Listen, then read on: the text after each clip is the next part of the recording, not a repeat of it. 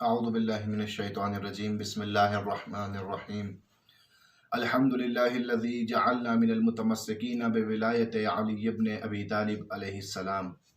ناظرین اکرام، ایام ولایت، ایام غدیر کی آپ سب کو بہت بہت مبارکباد پیش کرتے ہیں۔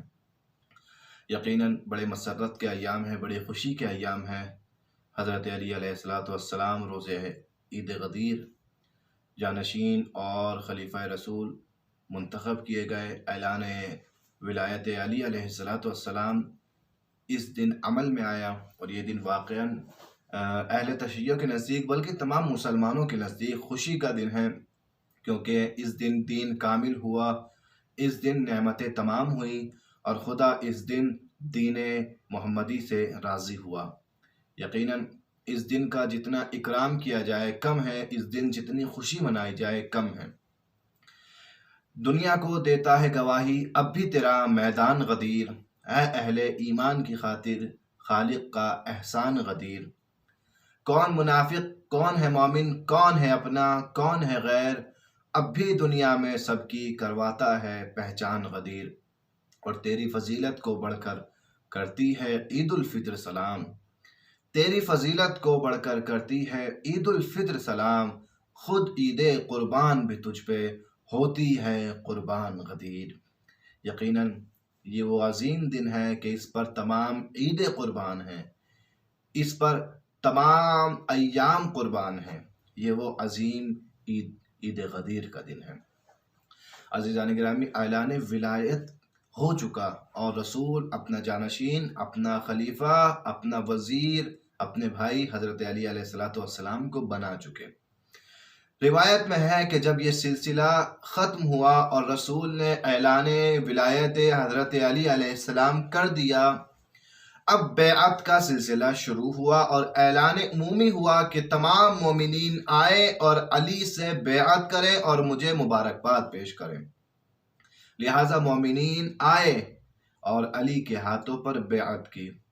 مومنین آئے اور علی کو اپنے مولا اور اپنے آقا کے عنوان سے، اپنے امام کے عنوان سے قبول کیا اور اپنی رضایت کا اعلان کیا۔ حضرت علی علیہ السلام کے ہاتھوں پر بیعت کی۔ 3 دن تک یہ بیعت کا سلسلہ جاری رہا، اور مومنین آتے رہے، مسلمان آتے رہے اور مولا علی کے ہاتھوں پر بیعت کرتے رہے۔ تیسرے دن غدیر کے یہ واقعہ پیش آیا۔ حارث بن نعمان جو ایک صحابی تھا رسول کا، جب اس نے یہ سنا کہ رسول خدا صلی اللہ علیہ وآلہ وسلم نے غدیر خم میں اعلان ولایت علی کیا ہے اور اپنے بعد امت کی رہنمائی کے لیے علی کو منتخب کیا ہے، تو حارث رسول کی خدمت میں آتا ہے اور آنے کے بعد کہتا ہے کہ یا رسول اللہ، آپ نے نماز کا حکم دیا، ہم نے قبول کر لیا۔ آپ نے روزے رکھوائے، ہم نے رکھ لیے۔ آپ نے حج کا حکم دیا، ہم نے حج انجام دیا۔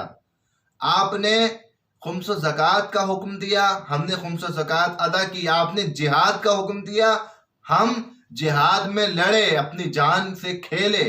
مگر کیا اتنا کافی نہیں تھا کہ جو ہمارے اوپر اپنے بھائی علی کو بھی مسلط کر دیا؟ اب اس کے بعد یہاں تک اس کے جملے نہیں رکے، جسارت آگے بڑھی، اور اب حارث کہتا ہے کہ یا رسول اللہ، کیا یہ حکم آپ کی طرف سے تھا یا خدا کی طرف سے تھا؟ علی کو جانشین بنانا، علی کو امت کا رہبر اور لیڈر بنانا، یہ حکم آپ کی طرف سے آیا تھا یا خدا کی طرف سے تھا؟ تو رسول نے کہا بے شک یہ حکم خدا کی طرف سے تھا۔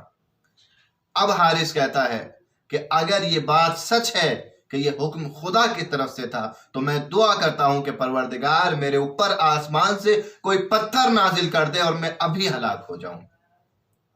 قرآن مجید نے اس واقعے کی خوبصورت تعبیر بیان کی۔ بسم اللہ الرحمن الرحیم، سورہ معارج آیت نمبر 1-2۔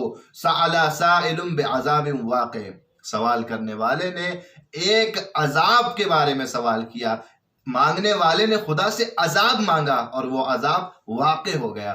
للکافرین لیس لہ دافع، اور کافرین کے لیے یہ عذاب رکنے والا نہیں تھا، کافرین کے لیے یہ عذاب ٹلنے والا نہیں تھا۔ قرآن مجید نے کہا کہ ایک شخص نے سوال کیا عذاب کا، اللہ نے اس پر عذاب نازل کر دیا۔ روایت کہتی ہے کہ آسمان سے ایک بڑا پتھر گرا حارث کے سر پر، اور حارث بن نعمان وہی کے وہی ہلاک ہو گیا، اور دنیا نے دیکھا کہ پہلا منکر ولایت اس طریقے سے ہلاک ہوا ہے۔ پہلا منکر ولایت کا انکار کرنے والا۔ حارث نے فقط ولایت کا انکار نہیں کیا تھا علی کی ولایت کی وجہ سے حارث نے نبوت پر بھی شک کیا تھا اور اللہ کی خدائی پر بھی شک کیا تھا۔ اب جو علی کی ولایت پہ شک کرے، نبی کی نبوت پہ شک کرے، خدا کی وحدہ لا شریک خدائی پہ شک کرے، اس کا انجام عذاب کے سوا کچھ نہیں ہوتا۔ حارث ملعون اس دنیا سے ہلاک ہوا، واصل جہنم ہوا، اور یہ واقعہ عبرت بنا لوگوں کے لیے کہ پروردگار عالم کو انکار ولایت ذرہ برابر بھی پسند نہیں ہے۔ خدا نہ کرے کہ کوئی منکر ولایت علی ابن ابی طالب علیہ السلام ہو جائے۔ یقیناً ولایت کا انکار کرنا اس دنیا میں بھی بدبختی ہے، آخرت میں بھی بدبختی ہے۔ اسی لیے بہت سے لوگوں کو ظاہراً بخم بخم کہنا پڑا، وہ بھی انجام دیکھ چکے تھے حارث کا، لہٰذا بہت سے مسلمانوں نے اس وقت بخم بخم کہا مگر بعد میں ولایت سے انکار کر دیا۔ لہٰذا جس نے ولایت سے انکار کیا، کیا اس کو نقصان اٹھانا پڑا؟ ولایت کے انکار کا سب سے پہلا نقصان ہے ایمان کی حقیقت سے خارج ہو جانا۔ جس نے ولایت علی کا انکار کیا گویا وہ ایمان کی حقیقت سے خارج ہو گیا، ایمان اس کے اندر پایا نہیں جاتا۔ ایمان تو دور کی بات ہے، جس نے ولایت علی کا انکار کر دیا اس کے اندر اسلام بھی نہیں پایا جاتا، کیونکہ حدیث کے جملے ہیں بنی الاسلام علی الخمسہ، اسلام کی بنیاد، بنی الاسلام علی خمسہ، 5 چیزوں پر ہے اسلام کی بنیاد: نماز، روزہ، حج، زکوٰۃ اور ولایت۔ اس میں نماز بلوغ کے بعد واجب ہے، نماز کا ایک ٹائم اور ایک وقت معین ہے، روزہ ماہ رمضان میں واجب ہے، حج استطاعت جب ہو جائے تب واجب ہے، زکوٰۃ استطاعت پر واجب ہے، لیکن ولایت ہر وقت واجب ہے۔ ہر وقت ضروری ہے کہ آپ ولایت کے احاطے میں رہیں۔ اگر آپ ولایت کے احاطے سے خارج ہوئے گویا آپ اسلام سے خارج ہو گئے۔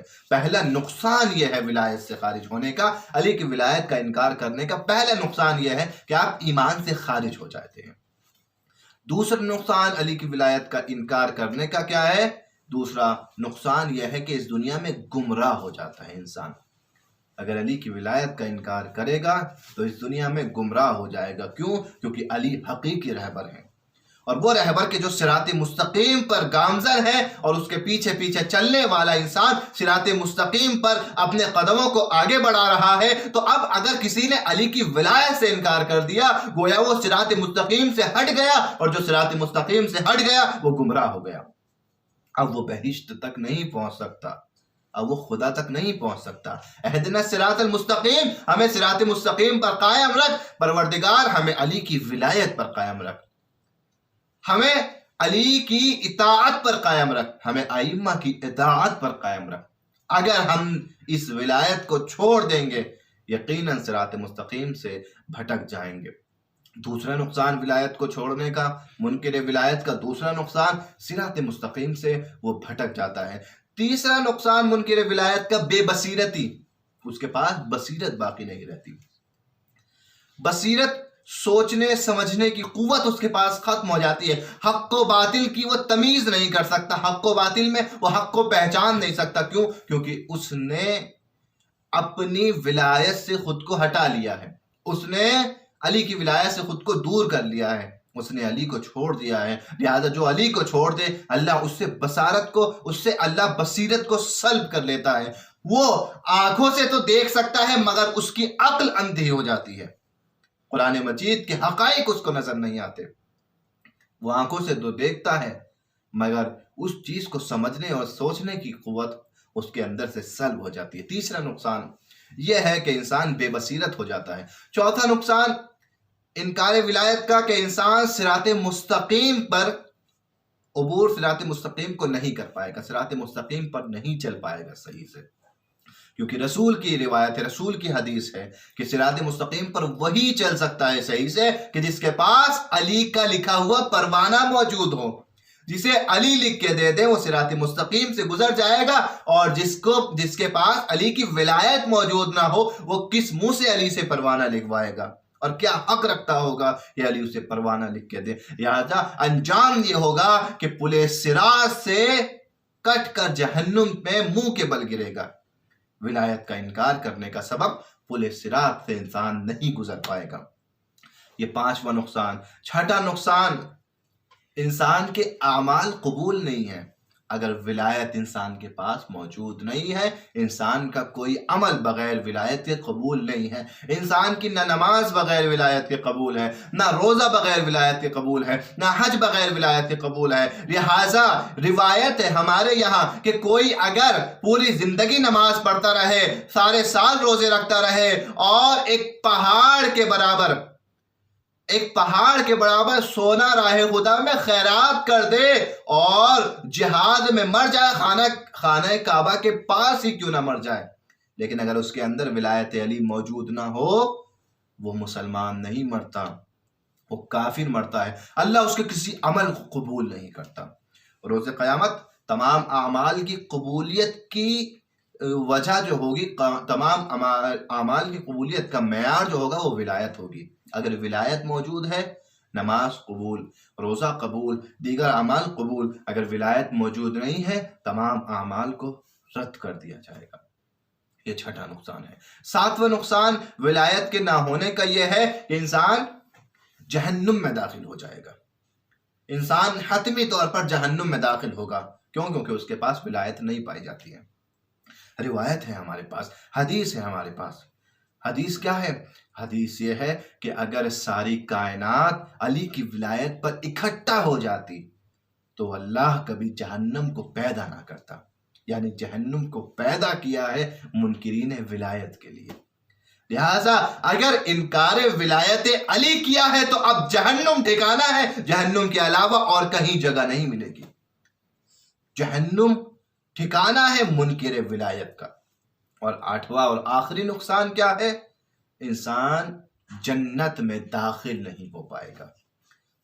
اصل مقصد مسلمان کا جنت ہے، انعام جنت ہے۔ اتنی زحمتیں اٹھائیں، پوری زندگی اسلام پر عمل کیا، کس لیے؟ پروردگار جنت دے گا۔ اس دنیا کی لذتوں سے دور رہو، کیوں؟ جنت کی لذتیں ملیں گی۔ اس دنیا کے عیش و آرام کو ترک کرو، خدا کی اطاعت کرو، کیوں؟ جنت ملے گی۔ لیکن اگر ولایت نہ پائی جاتی ہو تو جنت نہیں مل سکتی۔ ولایت علی سے انکار کرنا یعنی اس بات کا اعلان کرنا کہ ہم اپنی جنت سے اپنے ہاتھ کو دھو رہے ہیں، اب ہمارا جنت پر کوئی حق نہیں ہے۔ جنت کہتے ہی اسے ہیں کہ جہاں علی ساتھ موجود ہو، حسین ساتھ میں ہو، فاطمہ زہرا ساتھ میں ہو، ان ہستیوں کی محبت جس کے دل میں ہوگی، جس کے پاس ان کی ولایت ہوگی، جنت اس کا حق ہے۔ اور اگر کسی کے پاس ان کی ولایت نہیں ہے، نتیجہ جہنم ہے، جنت میں اس کی کوئی جگہ نہیں ہے۔ یہ ہے نقصان ولایت کو انکار کرنے کے۔ پروردگار سے دعا ہے کہ پروردگار ہمیں موالیان حیدر کرار میں شمار کر، پروردگار ہماری زندگی ولایت علی پر گزرے، ولایت ائمہ پر گزرے، اور ہماری آخری سانس بھی ولایت ائمہ اور ولایت حضرت علی علیہ السلام پر گزر جائے۔ والسلام علیکم ورحمۃ اللہ وبرکاتہ۔